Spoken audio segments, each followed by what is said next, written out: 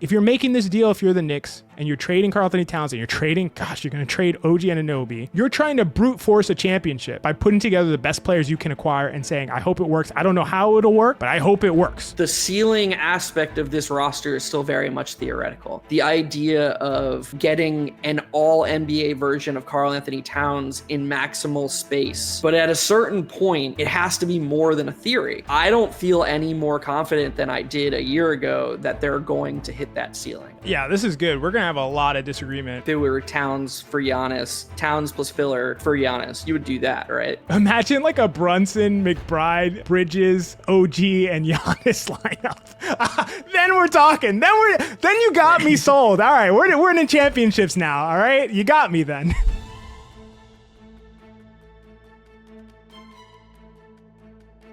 All right, guys, we are here. We have to talk about the Giannis news, Giannis updates, Giannis excitement, Giannis derangement syndrome, whatever you want to call it. The timeline's going crazy. Social media is going crazy. We have to talk about this from the perspective of the New York Knicks because we just have to, but then also just generally like this Giannis situation and what we think is going to happen, what we think would make the most sense to happen. And I think we might have some counterintuitive thoughts on the situation. I would love if you would stick around, hear us out, give us a chance to lay out our perspectives. And Geoff is laughing because we talked beforehand and I was just like, people are going to hate this. but we'll find out. And if you do hate it, leave comments. By the way, our most recent episode where we talked about Karl-Anthony Towns had literally hundreds of comments on it, like actually maybe over 300, I think it was what it was. And it was the most commented on episode we've ever made. And we, really appreciate that and respect everybody's perspective. Even if we disagree, we spent the time to go through and respond to each. Largely Geoff went through and responded to each and every single one of those comments. So we will always continue to do that no matter how many comments we get. And if that video is not proof, then there won't be any. But let's dive right into this. We need to just jump in, talk about Giannis.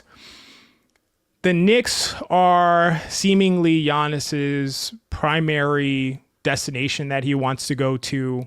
The Knicks have the assets to get the Giannis trade done if they'd like to. It may cost a lot.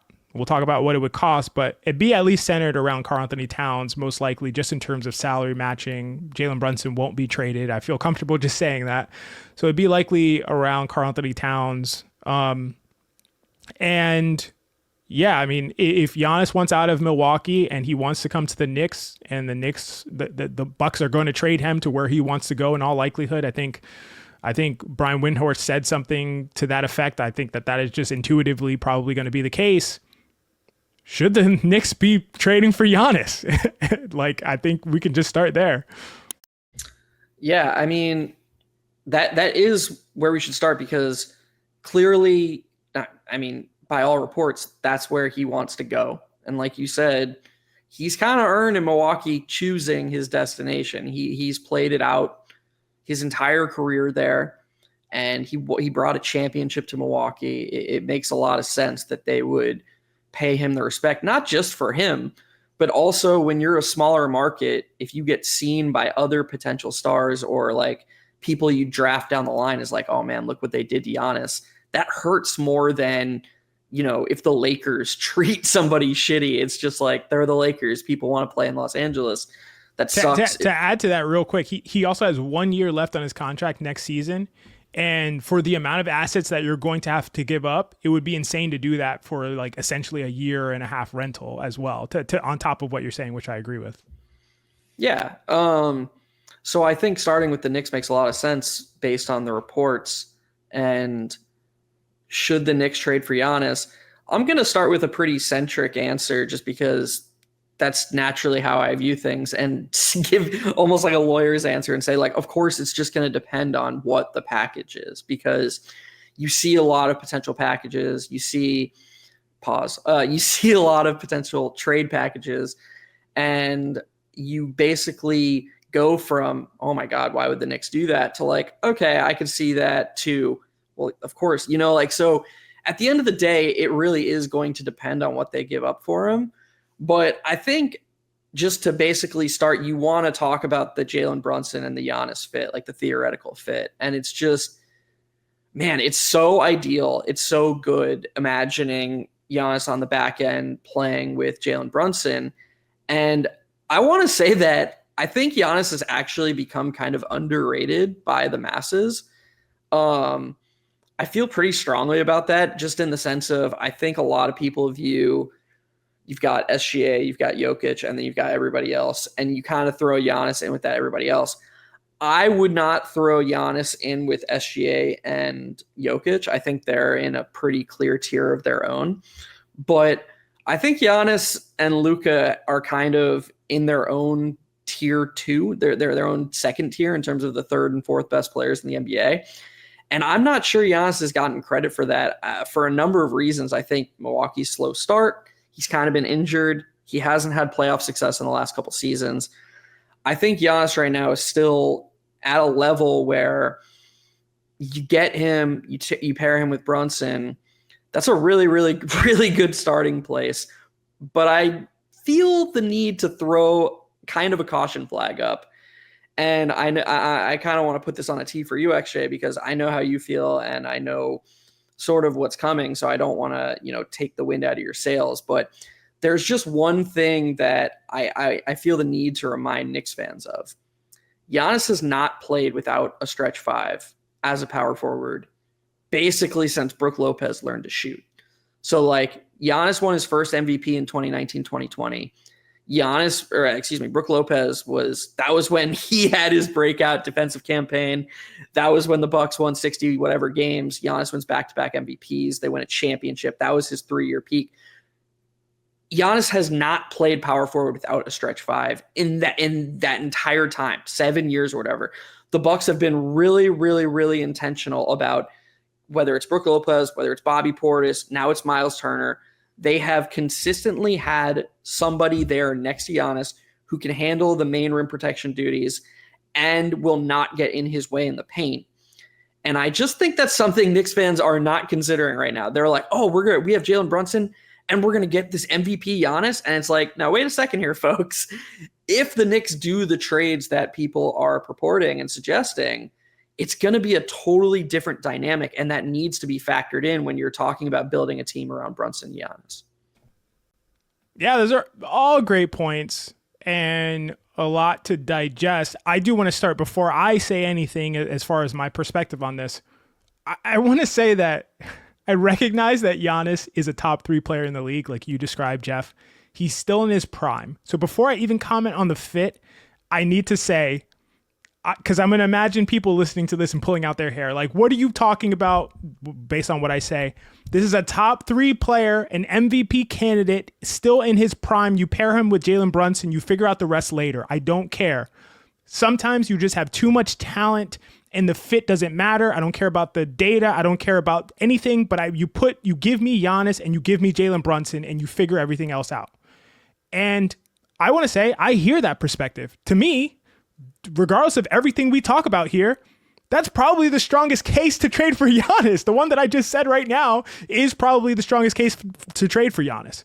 Because if we were talking about Jokic here, what would I be saying? I'd be saying, yeah, I don't care. Give up whoever. Give up the team. Start over a new team, and now you have Jokic, and you'll be better. That's what I would say. If we were saying that about SGA, I wouldn't be as boisterous about it as Jokic, but I'd say something relatively similar. Giannis is different to me.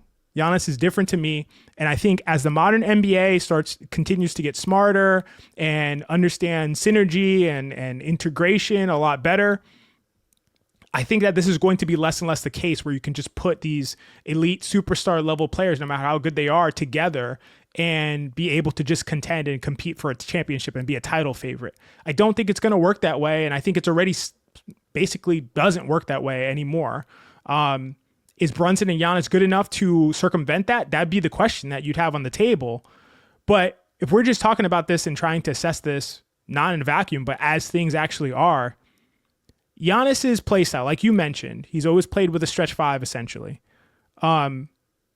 He'd have to be the 5 on this team. If you're talking about trading Karl-Anthony Towns plus either for all reports and what would actually make sense from the Bucks standpoint, trading a top 3 MVP level player in their prime, they're going to have to get something back. It can't just be Karl-Anthony Towns and a couple of first round picks. That's not going to get it done. So you're going to be trading Karl-Anthony Towns, most likely OG Anunoby or Mikal Bridges. It's going to be at least one of those 2 guys. And then you're talking about getting Kyle Kuzma back and then throwing in picks and other. So that's going to be the baseline to me of the trade. And so we're talking about Giannis now replacing Karl-Anthony Towns. You're playing next to Brunson. We just saw Giannis and Dame and had high expectations for that because Dame was coming off an insane offensive season, literally one of the best offensive seasons that we've seen in the last 10 years. And it didn't work out. And I think that a reason why it didn't work out, it's just because Giannis is not the guy that people necessarily think he is. Giannis is a creation-driven, initiating wing. He is not a big as he is kind of described as. He doesn't run pick and rolls as the roll man. He's elite when he does it. He doesn't do it. So I looked at his pick and roll man frequency as the finisher on pick and rolls. The last 7 years, his frequencies was 6.1% this year, 8.5% last year, 7.2, 6.2, 6.8, 6.0. The top guys in the league are consistently between 25 and 30% frequency. He is nowhere near running pick and rolls as the roll man anywhere near that level. He has the ball in his hands. He is a guy who creates. He wants space around him. As Geoff said, he wants a stretch 5 out there to get out of his way, keep the paint open, let him get to the rim and create for others and create for himself. That is who Giannis is. B-Ball Index has this really cool tool. It's called the Roll Fit tool. Basically breaks down a player's skills and how they play and tells you what role they fit into and gives you like a percentage match with that role. Before this season, Giannis has never been higher than 4% matched to a roll and cut big. 4%, and that's the highest. Typically, it's 0 or 1%. He's always considered a shot creator, anywhere from 85 to 99%. A little bit of slashing, a little bit of post scoring, not rolling. He is an initiator. He's an initiating wing. You're talking about, theoretically, a guy that is coming in to play the role that Julius Randle played with the Knicks, but just like a guy who's twice as good as Julius Randle. Maybe you think that's enough. Maybe you think that's appropriate. Maybe you think that's how you win. You have Jalen Brunson and Giannis take turns. Guess what? Giannis is not as good a shooter as Julius Randle. So you're talking about some issues there. But even if you think that, his current ecosystem, AJ Green, the best shooter in the NBA currently, shooting 50% on high volume 3-point shooting. Literally the best shooter right now in the NBA. 2 stretch 5s, alternating stretch 5s they could have on the court at any time between Bobby Portis and Miles Turner. Ryan Rollins, who's been a great 3-and-D point guard that doesn't need the ball in his hands. This is the perfect co-pilot for a Giannis-driven offense. Gary Trent on a cheap deal who hasn't played well, but theoretically is a great archetype of role in Giannis and is still shooting well. Like Kyle Kuzma, who I'm not a fan of Kyle Kuzma and never have been. He's basically been as good as he can possibly be. This is the best Kyle Kuzma we can possibly expect. So to me, if you're making this deal, if you're the Knicks and you're trading Karl-Anthony Towns and you're going to trade OG Anunoby or Mikal Bridges, who's playing the best basketball of his entire life right now, you're trying to brute force a championship by putting together the best players you can acquire and saying, I hope it works. I don't know how it'll work, but I hope it works. Just give me the best guys I can possibly have. Mike Brown, figure it out. I think Mike Brown could make it work better than Tibbs and many other coaches, but do I think this is pushing the Knicks into bigger title contenders than they are now? My truthful answer is no. Do I think that this makes them contenders with the Oklahoma City Thunder, contenders with the Houston Rockets? No, I don't. I don't think it changes anything for them. I think it doesn't even necessarily give them a higher ceiling, depending on, of course, if you're trading OG Anunoby and Karl-Anthony Towns. So I generally drop your comments. It's okay. Just give me reasoning. Don't just say you're an idiot, XJ. Say why. I'm not in on this for the Knicks. Well, the ceiling thing's really interesting because you and I have been at like the forefront almost of the Knicks ceiling is higher than people think it is. They just have to do the things that maximize their roster, right? We're 14 months into the Karl-Anthony Towns era. And while Mike Brown has done more than his predecessor, by the way, you mentioned him, I actually think Tom Thibodeau, like if there was a team that could, it's just Giannis and Brunson like playing your turn, my turn. That's a Tom Thibodeau team. Him getting like him having Giannis and like the spacing doesn't matter, so he doesn't have to like worry about the lineup stuff. It's just Brunson and Giannis taking turns like that. That's a Tom Thibodeau roster right there. But I digress. Going back to we're 14 months into the Karl-Anthony Towns era. And in my opinion, you might disagree with this, the ceiling aspect of this roster is still very much theoretical. The idea of getting an all NBA version of Karl-Anthony Towns in maximal space we see glimpses of it. There are flashes, but I don't feel any more confident than I did a year ago that they're going to hit that ceiling. And we talk about this a little bit. Some of it, I think, is just human nature, the types of people who are in the business of coaching in the NBA. I think that Towns's warts are very, very loud and very, very worrying to basketball type people, the people who are coaching in the business of coaching. And I'm just not sure. I'm not sure that they will live with a world where Karl-Anthony Towns is on the back end, Jalen Brunson is on the court, and you have Deuce McBride or Landry Shamet next to Mikal Bridges and OG Anunoby. I can see them just immediately being worried about the rebounding, about the rim protection. And I'm not saying they shouldn't be worried. I'm not saying they'd be dumb to be worried about those things. I just don't know if there are a bunch of the personalities who could just do what Joe Mazzulla did in that Celtics-Knicks game a few days ago, in the sense of saying, yep, Josh Hart just walked into another wide open three. I don't care. I trust the process. I trust the long game. I trust what the macro data is telling me. And I'm not sure the Knicks see it that way. I just don't think they see it that way. And so when you talk about this ceiling of Karl-Anthony Towns, OG Anunoby, Mikal Bridges, and Jalen Brunson, that's the quartet. I mean, we can talk about Deuce, we can talk about Hart, we can talk about Landry Shamet, but the four guys, in my opinion, who stand out on this roster are those four: Jalen Brunson, Mikal Bridges, OG Anunoby, and Karl-Anthony Towns.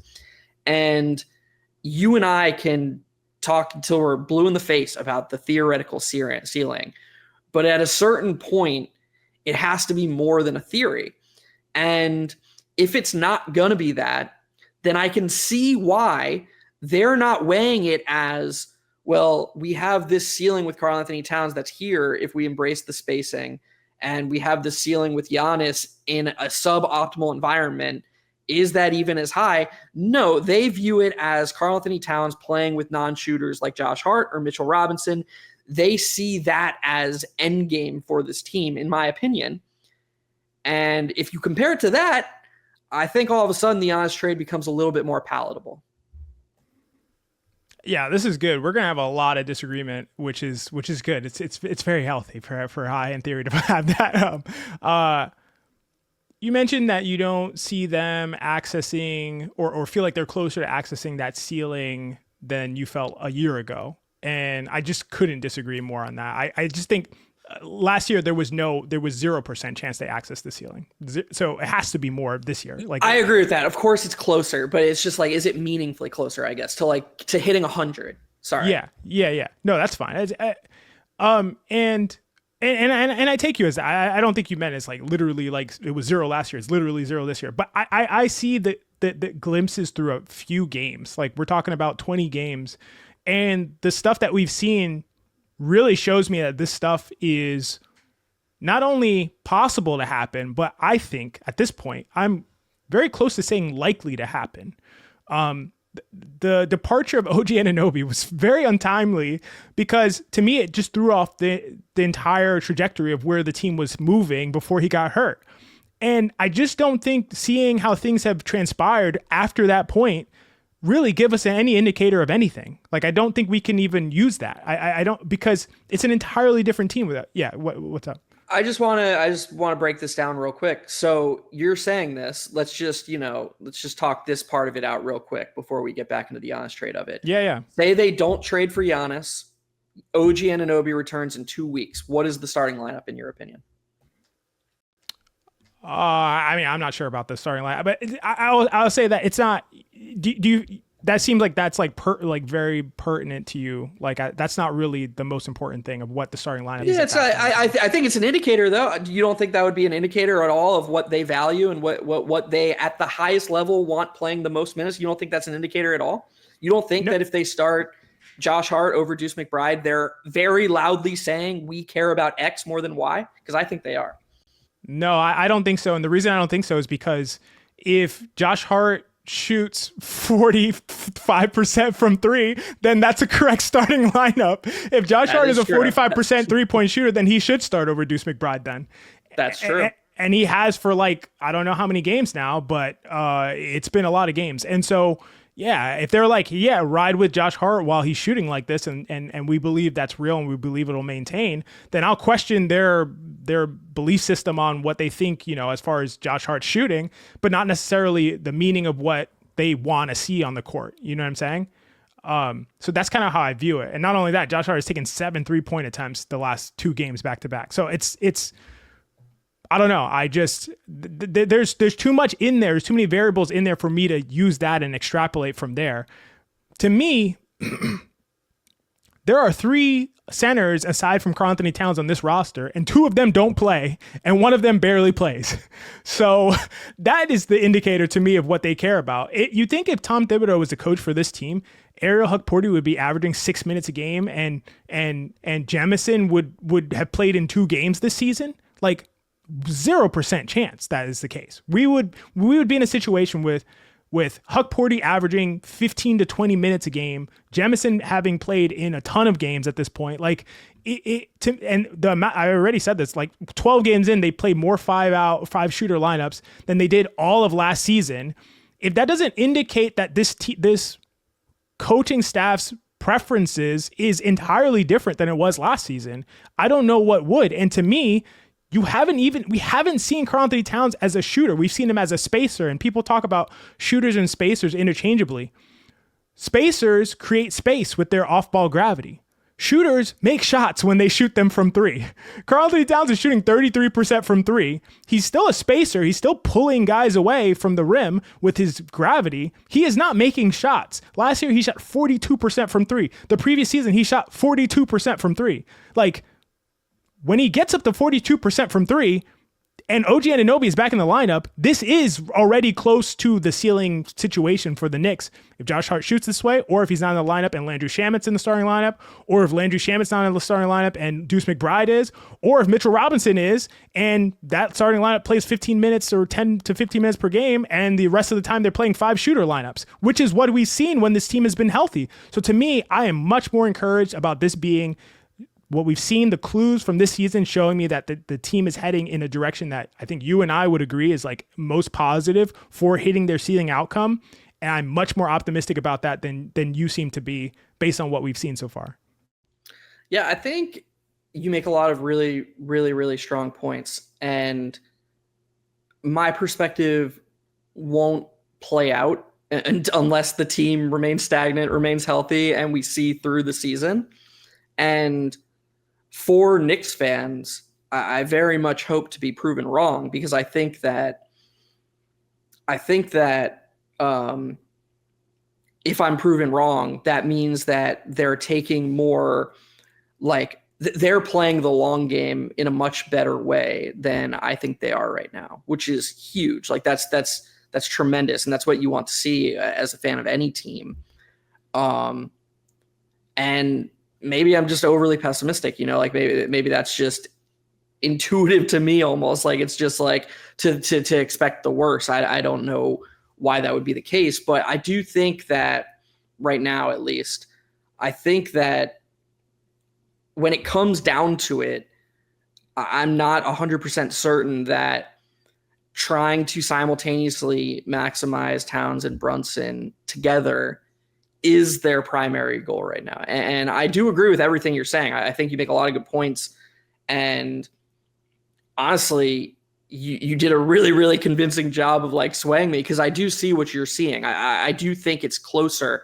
I just don't think I'm there yet where you are, I guess, is what I'm trying to say. I could see myself moving closer to where you are. And I think to the point that you made about OG Anunoby, when he returns, seeing the lineups that they play if Hart's shooting goes back to, 30 Prince. Again, if Hart's shooting like this, if he's shooting as much and as frequent and it starts changing the defense, it doesn't matter. You just play him. You play him as many minutes as you want. Like that's just what. So on one hand, I do agree with you that, yeah, maybe they are just saying, hey, Josh Hart's shooting 45%. He does all these other great things for you, but the shooting is what's most important. And while he's shooting like this, we should write it out. And they're planning on going a different direction if that tide changes. I'm just not so convinced that's the case. I think that's fair. We don't have enough reason to be like super confident about it. I was laughing because you said that you're pessimistic. I'm like, oh yeah, I'm the optimist and you're the pessimist, I guess, which is not the case. But I thinking specifically about Giannis. Let's play that out. The Knicks bring in Giannis. Let's say they do this. They do Cat. OG is the centerpieces for Giannis. They get Giannis and Kuzma. How do you think that plays out? How do they? Geoff is laughing because I mentioned Kyle Kuzma coming back. God damn it, dude! Why'd you do that? Why'd you say Kuzma like that? Fuck, man. All right, keep going. I think that's the centerpiece of the deal. I think that's how the deal would go. Because if the Bucks are making this deal, why are they trading a top 3 MVP candidate? The Knicks won't give up OG. They won't give up OG if it also is including Kuzma. It'll be Mikal, I think. Okay, well, let's say Mikal, and then probably it'd have to be Mikal and like Deuce and like, like to make those salaries match, you need more salary then probably, and you need more value going back to them. So let's say it's Mikal and Deuce, and then all the picks that the Knicks can trade. I'm sorry. Do you disagree that like OG should be a non-starter? No, all of it is a non-starter to me. I don't want to do it. So yeah, I agree with that. But I'm saying if they make the deal, that this is what would happen. Like literally, Knicks fans, if you think that the Knicks can make this deal, Giannis, centered around Giannis for Cat, and they keep OG and they keep Mikal Bridges, please leave a comment. Tell me how you think that would go. And I would love to engage with that. I will personally engage with all those comments because I don't think that's possible. I don't think that's on the table.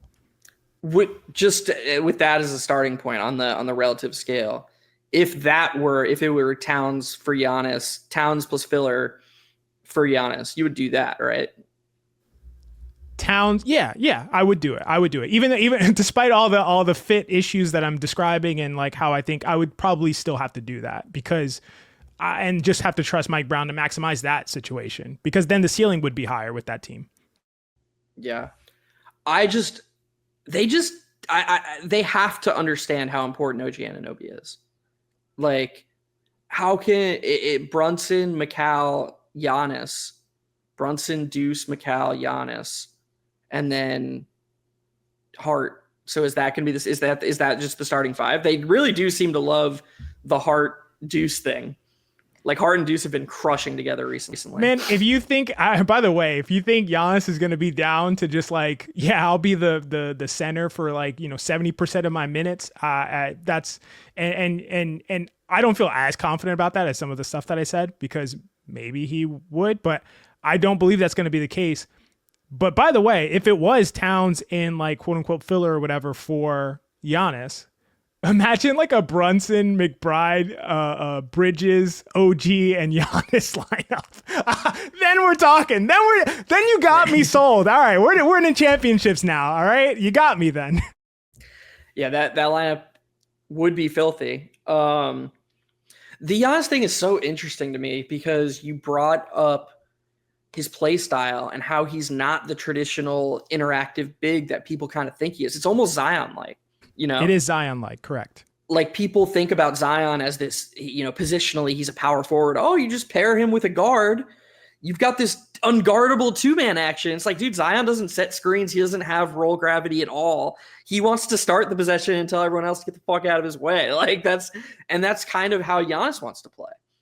And what's really interesting about it to me is we're already seeing with Brunson and Towns, and it doesn't really work perfectly here because like prime Shaq was better than Kobe, but like they kind of have and I think I know Brunson's better than Towns right now, and has been forever, or at least as long as Brunson's been in his prime. But they kind of have we're seeing this Kobe Shaq dynamic, in the sense of like Brunson is the face of the franchise. And I think Giannis would come in, and I think that dynamic would just remain the same. Like 100%. I thought you were going to say change. I was going to be like, no, it won't. No, it would be the exact same. Like losses would be Giannis's fault. Like this is Brunson's city, Brunson's team. And if Giannis came in, Brunson would not be the best player on the team anymore. He just wouldn't. So it would go from a sort of Kobe Shaq dynamic to the Kobe Shaq dynamic. And I just find that fascinating to see that play out. I think that would be really interesting. The sicko in me just wants to see what that would look like. It would see, because like, we bring up the Boston game. Like the reaction to that Boston game was, dude, fucking Towns, man. He did it again. Like this guy, I can't stand this guy. Like, and all of his lapses are all over social media. And then you just look, it's like, we both watched the game multiple times. If you and I had to collectively write a list of reasons that Towns lost that game, or excuse me, the Knicks lost that game, Towns wouldn't be in like the top 20. Like he was fine. And it's like and not only was Towns fine, that was probably the worst game Brunson has ever played, ever, like in his entire life. And so I would never expect Towns to be treated like Brunson. Of course not. Brunson should be the face of this team. He's the face of he's the most popular player in the city. I would never, ever expect Towns to be treated like Brunson. If people reacted to that Celtics games and just like sort of stuck their head in the sands and were just like, whatever, Brunson's allowed to have those games. It's Brunson. Totally normal. That would have just been like, yep, that's how fans react. But for them to take it a step further and be like, not only are we not going to talk about how Brunson was bad, we're going to actually blame it on Towns. We're going to find his faults from that game.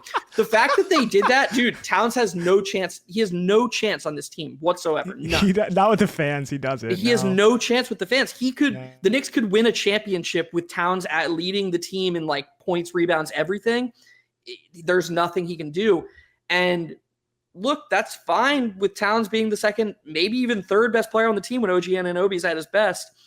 When Giannis comes in and he's clearly the best player on the team, I just find I'm very, very fascinated by how that will play out when Giannis is still the one who, oh my God, this guy has no bag. He can't do anything in the clutch. When he's getting that treatment, I find that very, very interesting.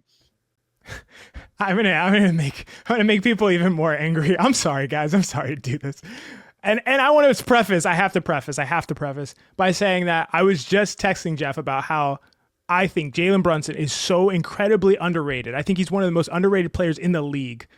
We have text message evidence where I was saying this unsolicited, and about how Tyrese Maxey has talked about how he's made this incredible MVP leap this season. Jalen Brunson still has a higher offensive EPM than Tyrese Maxey. Is not being talked about at all. How Jalen Brunson has a top 4 3-year LeBron, which is way more accurate because it brings in so much more data across different contexts.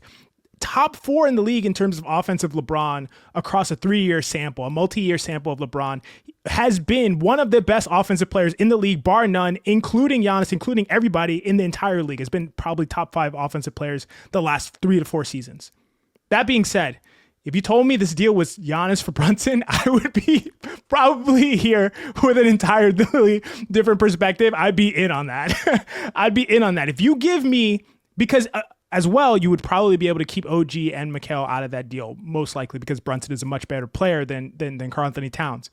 But if you give me Giannis, Cat, OG, Mikal, and give me another guy who can shoot, we're talking championships again. So that's so interesting that you blew my mind when you started that, because I was like, where is he going with this? But then you bring in the fact that they would keep Mikal and OG, and then the fit, like obviously you get that. That's something that Knicks fans, again, I started the episode with this and we're winding down here, so I'm going to finish with it. Giannis this season has by far, look at all the top-down metrics, this is his best season by far. The Bucks are like over 20 points better per 100 when he played. Like he's been awesome. A big part of it because he's not playing with Damian Lillard or another guy who wants the ball in his hands all the time. He has been, I know the Bucks haven't been good, but from an individual impact standpoint, he has been put in a position surrounded by shooting, ball in his hands whenever he wants, to succeed at a rate that he hasn't been allowed to since he was winning MVPs. And so I just feel the need to, again, throw up that caution flag. It is extremely unlikely that the Knicks will be getting that player.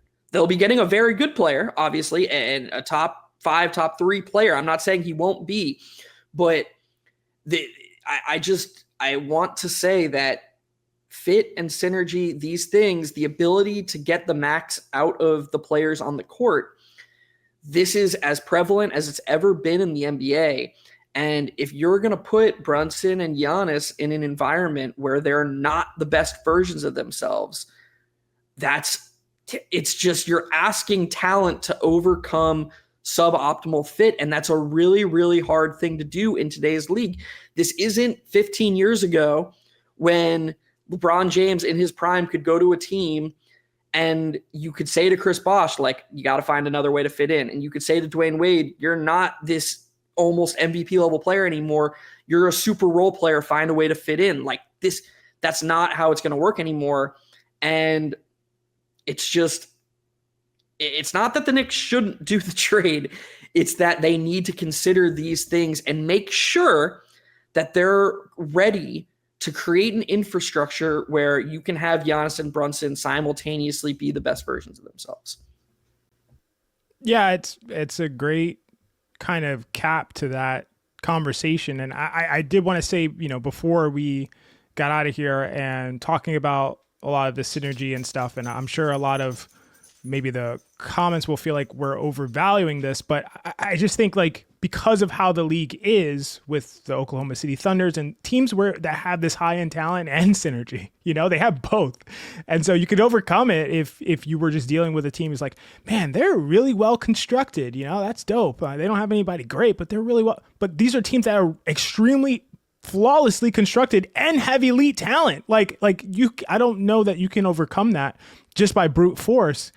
There are some teams, this is not going to be extremely pertinent to Knicks fans, but there are teams that I think that would make a lot more sense for Giannis, and I just wanted to talk about them really quickly.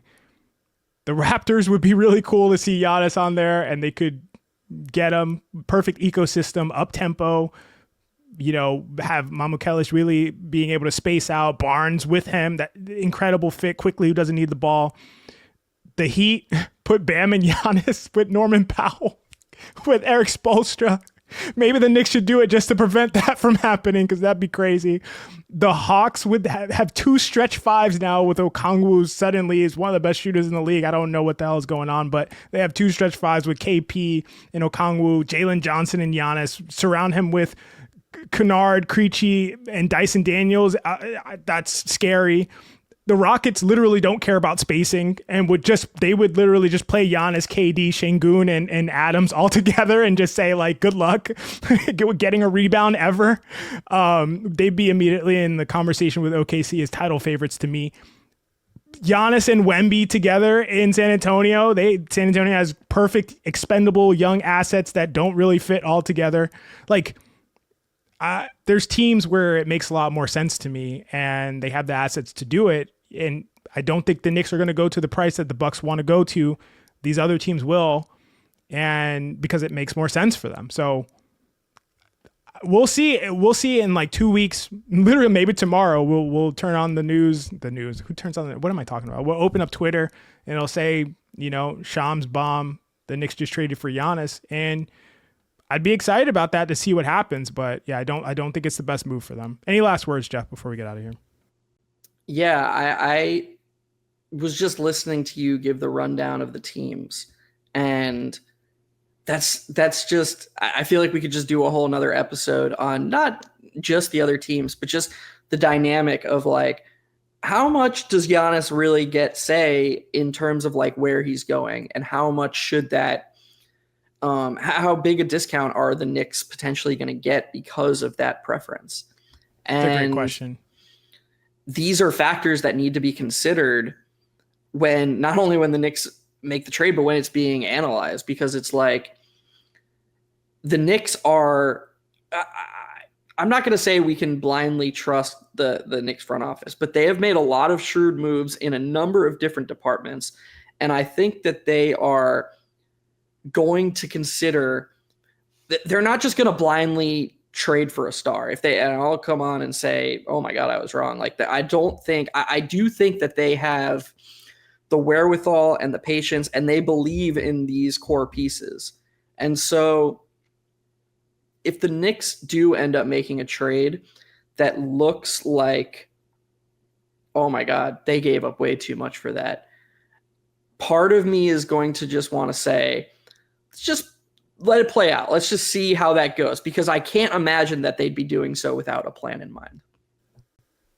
Yeah, it's a great point. And my last word is just listen, if you listen to this and you feel like I'm crazy or insane, or too low on Giannis, whatever, if you told me it's Towns and not Brunson, Bridges, and OG, then I would do the Giannis deal, whatever it is, whatever the other assets are, I would do it. If you're telling me it's Giannis, I mean, if it's Towns and Brunson and OG or Bridges, I'm just not in on it. So, love to hear your thoughts. Love to hear your comments. Even if you disagree, even if you think I'm insane, I'm a psycho person, I shouldn't have a podcast. I should destroy my microphone and throw it out the window. If you think that, I'd love to hear your comment, and I will respond to it respectfully. What's up, Geoff? I just also want to say, because I'm feeling self-conscious about it, XJ and I have like a Kyle Kuzma inside joke, which is why I was laughing. I hate those people who like, dude, Kyle Kuzma can do things that like, if I tried to do them, I would just collapse. So like, I would never ever condescendingly like laugh at a basketball player, professional basketball player. So I apologize to anyone who was like off put by that or that came off dickish or anything. I hate those people. I don't want to be one of those people. Professional athletes are all, in my opinion, deserve like just respect. And when we come on here on High Hand Theory, we do our best to like, at least like if we don't, it's always baked into my mind. Like if I'm ever criticizing a player, it's like, dude, like I'm criticizing them with the most respect that I can because they do things that I couldn't even dream of. So anyways, I felt very self-conscious about that because like, dude, like I just don't like that. I don't like when people are like disrespectful in that way. I'm glad you got it off your chest. And all that said, Geoff is a better shooter than Kyle Kuzma. All right, we'll see you next time, guys.